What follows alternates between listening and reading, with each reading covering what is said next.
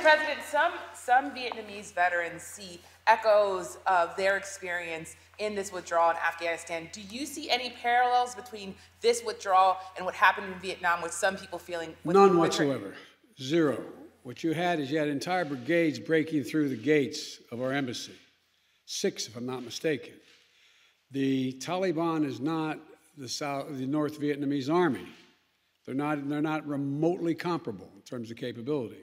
There's going to be no circumstance where you see people being lifted off the roof of an embassy of the United States from Afghanistan. It is not at all comparable. Mr. President, Go to the other side. Yeah. Hang on a second. Mr. President, how serious was the corruption among the Afghanistan government to this mission failing there? Well, first of all, the mission hasn't failed yet. There is, in Afghanistan, in all parties, there's been corruption. The question is, can there be an agreement on unity of purpose? What is the objective? For example, it started off, there were going to be negotiations between the Taliban and the Afghan National Security Forces and the Afghan government. That didn't come to fruition. So the question now is, where do they go from here? That the jury is still out, but the likelihood there's going to be the Taliban overrunning everything and owning the whole country is highly unlikely.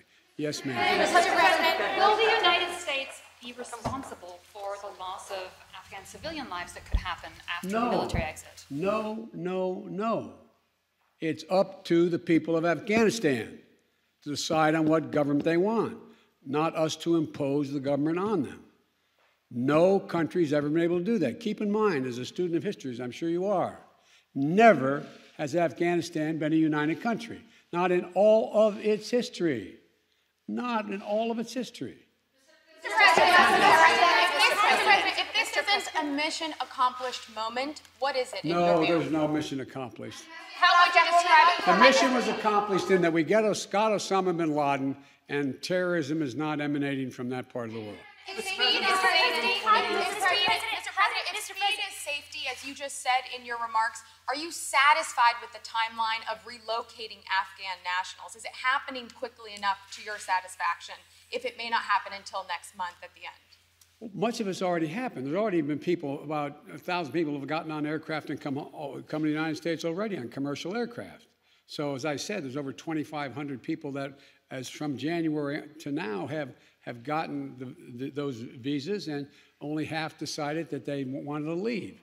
The point is that I think the whole process has to be speeded up, period, in terms of being able to get these visas. Why can't the U.S. evacuate these Afghan translators to the United States to await their visa processing, as some immigrants at the southern border have been allowed to do? Because the law doesn't allow that to happen. And that's why we're asking the Congress to consider changing the law.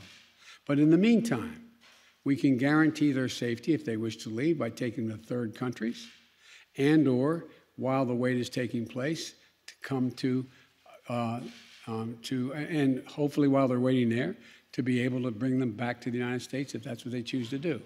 What I'm from Afghanistan. I'm Afghan Safard woman.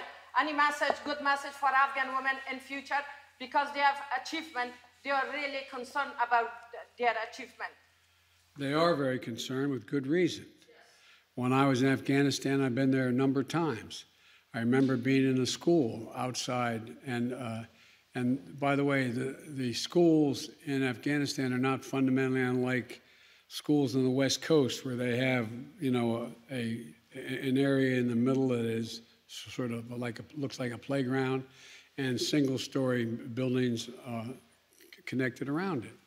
And I remember speaking to a group of young women. I guess they're roughly, don't hold me to this, they look like they'd be 14, 15 years old.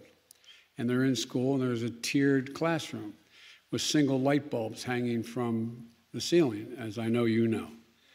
And I said, the United States came here to make sure that we got this terrorist Osama bin Laden, and that terrorist didn't amass again to go after our country.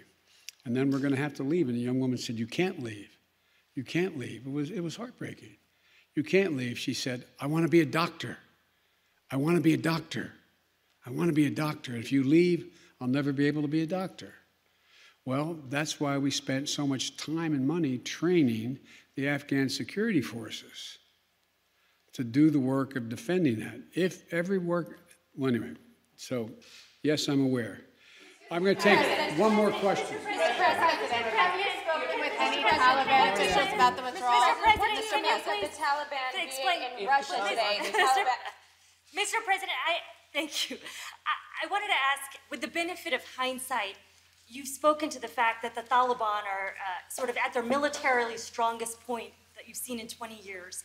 How do you feel personally about that with the benefit of hindsight and all of the dollars and investments and American troops that were sent there? Relative to the training and capacity of the ANSF and the federal police, they're not even close in terms of their capacity. I was making the point. The point was that here we were. The argument is, well, we could stay because no one was dying. No Americans are being shot, so why leave? Once the agreement was made by the last administration, we were going to leave by May 1st. It was very clear that a Taliban that had always been a problem was even a more sophisticated problem than they were than before. Not more sophisticated than the ANSF, the government, more than they were. The point being that it would have increased the prospect that they would have been able to take more lives of Americans if they decided we weren't going to go after them. That was the point I was making. Thank you all so very much. Have you spoken with any Taliban officials on the withdrawal? Mr. President.